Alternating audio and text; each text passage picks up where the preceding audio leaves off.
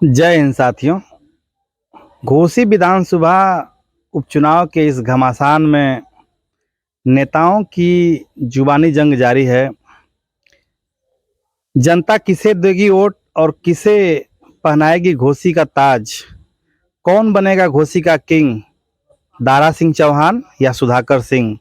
हम बात करेंगे बीएसएस परशुराम सेना के प्रदेश अध्यक्ष पंडित अजीत कुमार पांडे जी से।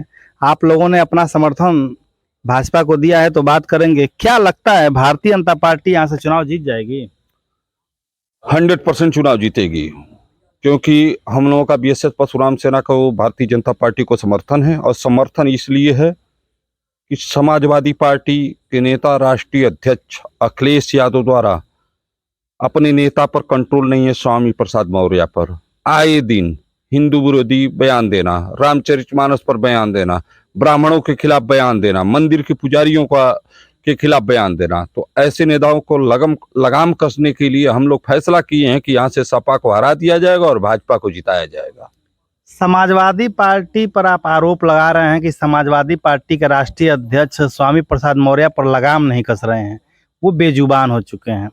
लेकिन कहीं ना कहीं उनको इसके वजह से फायदा होगा, तभी तो इसलिए उनके ऊपर कंट्रोल नहीं कर रहे हैं। फायदा नहीं है, नुकसान है। मैंने तो आह्वान किया कि समाजवादी पार्टी के जितने विधायक हैं वो इस्तीफा दे दें। समाजवादी का आपको गाली सुनने का अधिकार, हम किसी धर्म जाति को गाली नहीं देते हैं, तो हमें अधिकार नहीं कि कोई हमको गाली दे और हम लोग बर्दाश्त करें और सुने। अगर समाजवादी को फायदा है तो समाजवादी पार्टी जितने ब्राह्मण नेता हैं अपने पार्टी से निकाल दें और स्वामी प्रसाद को मुकुट पहना कर घूमे। आप समाजवादी पार्टी पर गंभीर आरोप लगा रहे हैं, लेकिन जैसा कि देखने को मिल रहा है अभी ओपी राजभर जी भी सिर्फ पिछड़ों की ही राजनीति कर रहे हैं, ब्राह्मणों को तो पूछ नहीं रहे हैं। और भाजपा भी लगभग पिछड़ों की ही राजनीति कर रही है, ब्राह्मणों को वो भी इग्नोर कर रही है। तो आपको ऐसा क्यों लगता है कि भाजपा को ही समर्थन देना चाहिए? आप बाहर देखते हैं ओम प्रकाश राजभर के पास जो नेता हैं जो उनको पूरा घुमाते हैं तो ब्राह्मणे हैं और यही कोपागंज के रहने वाले हैं, मैं नाम नहीं लेना चाहूंगा।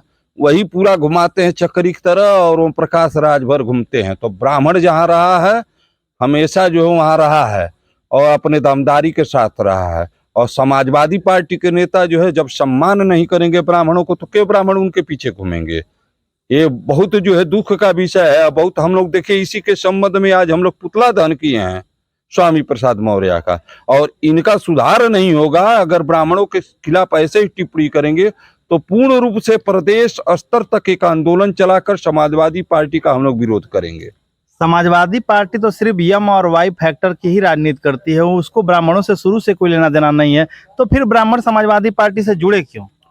ये लोग अपने लाभ के लिए जुड़े या तो ब्राह्मणों का वोट लेने के लिए। जैसे अभी चुनाव हुआ था तो चुनाव में आप देखे जगह जगह समाजवादी पार्टी ने ब्राह्मण सम्मेलन करवाया था, विप्र सम्मेलन करवाया था। बसपा में ने भी तो करवाया था। सभी लोग कराते हैं, लेकिन बसपा का कोई नेता बोल दीजिए कि आज के समय जो है ब्राह्मण का विरोध करता है, ब्राह्मण को उल्टा सीधा बोलता है, मंदिर के पुजारी को कोई उल्टा सीधा बोलता है, रामचरितमानस को कोई उल्टा सीधा बोलता है। क्यों ऐसे ये स्वामी प्रसाद अनाप शनाप बोलते हैं? और अखिलेश यादव उनके जबान पर ताला क्यों नहीं लगाते हैं? तो उनका जबान पर ताला लगाने के लिए हम लोग तैयार हैं, किसी की जरूरत नहीं है। बीएसएस परशुराम सेना ताला लगाएगी। तो बीएसएस परशुराम सेना स्वामी प्रसाद मौर्य के जबान पर ताला लगाएगी या समाजवादी पार्टी के राष्ट्रीय अध्यक्ष पर? देखिए दोनों लोगों का, जब पूरे प्रदेश में ब्राह्मण विरोध करेंगे समाजवादी पार्टी का तो समाजवादी पार्टी पर भी ताला लगेगा, स्वामी प्रसाद मौर्य पर भी ताला लगेगा। ये एक बड़ा दावा है बीएसएस परशुराम सेना के प्रदेश अध्यक्ष का कि समाजवादी पार्टी पर ताला लगेगा। लेकिन बगल के ही गोरखपुर जनपद के विधायक हैं विनय शंकर तिवारी, जो समाजवादी पार्टी को ही सपोर्ट करते हैं और समाजवादी पार्टी के समर्थन में घूम घूम करके घोसी विधानसभा में वोट मांग रहे हैं। तो क्या प्रभाव पड़ेगा? क्योंकि ब्राह्मणों के वो बड़े चेहरा माने जाते हैं, हरशंकर तिवारी उनके सुपुत्र हैं वो, और वो सपा समाजवादी पार्टी के लिए वोट मांग रहे हैं। अच्छा, ब्राह्मण के बहुत बड़े चेहरे थे तो उनको जो है वहां से चुनाव जीत जाना चाहिए था, बड़हलगंज से ना। बड़हलगंज से चुनाव, ये अगर भाजपा में रहे होते तो ये चुनाव जीत जाते। और यही गलती किए विनय शंकर तिवारी, वही गलती किए उमेश पांडे तो बहुत कम वोटों से चुनाव हारे थे। वो तो हारना है कि जो ब्राह्मण वोट था वो उनको नहीं गया।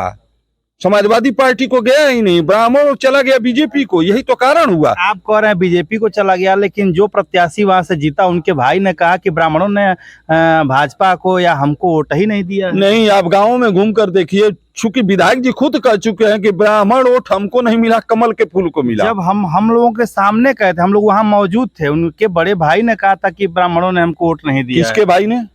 भारतीय जनता पार्टी के जो प्रत्याशी जीते रामविलास चौहान जी, उनके जो एक भाई हैं, बड़े भाई हैं, उन्होंने सबके भाजपा मंडल अध्यक्ष के सामने कहा था कि अगर ब्राह्मण वहां पर उमेश पांडे को वोट दिए होते, उमेश पांडे चुनाव जीत गए होते। ब्राह्मणों का वोट, हम कई गांव की आपको बता देंगे, ब्राह्मणों को कुछ नहीं दिखाई दिया कमल फूल के नाते। कमल फूल जो है ब्राह्मण का सम्मान करेगा, जो धर्म का सम्मान करेगा, उसी को ब्राह्मण वोट देगा।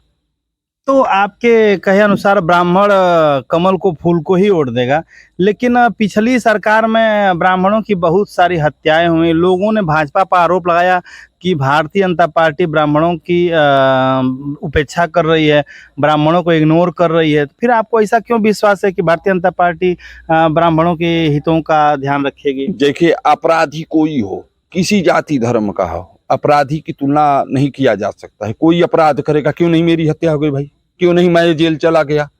जो जैसा कर्म करेगा वैसा फल पाएगा, चाहे किसी जाति और किसी धर्म का। तो मैं इस संबंध में नहीं बोलूंगा कि किसने हत्या किया, किसने इनकाउंटर किया। जो जैसा कर्म करेगा वैसा फल पाएगा। बात हो रही है घोसी विधानसभा उपचुनाव की।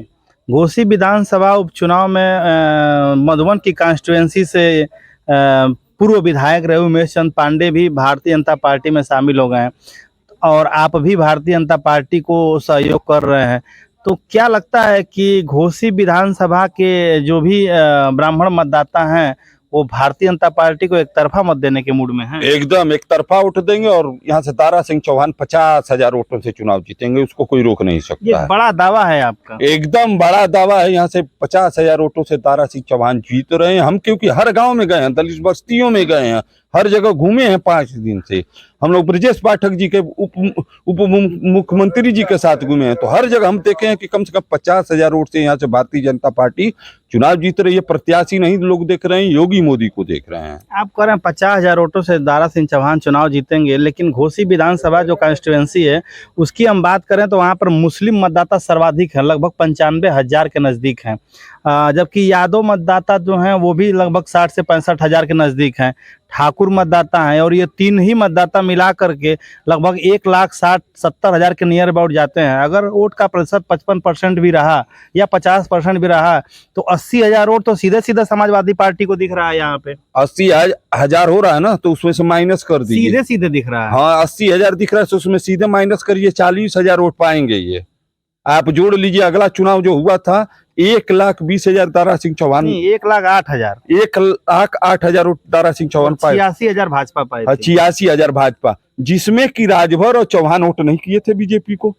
लेकिन कहीं ना कहीं मुस्लिम उस बार के चुनाव में एक मुस्लिम प्रत्याशी बसपा से लड़े थे, इसलिए वहां पर वोट डिवाइड हो गया था। इस बार कोई मुस्लिम प्रत्याशी नहीं है। उससे नहीं मतलब, आधा मुस्लिम बीजेपी को वोट करेंगे।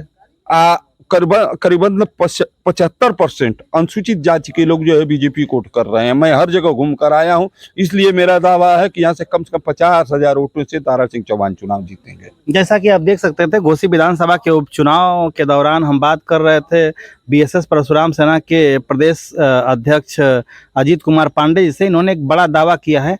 चलिए अगले वीडियो में मिलते हैं किसी और के साथ, किसी और शख्सियत के साथ। तब तक के लिए जय हिंद, जय भारत।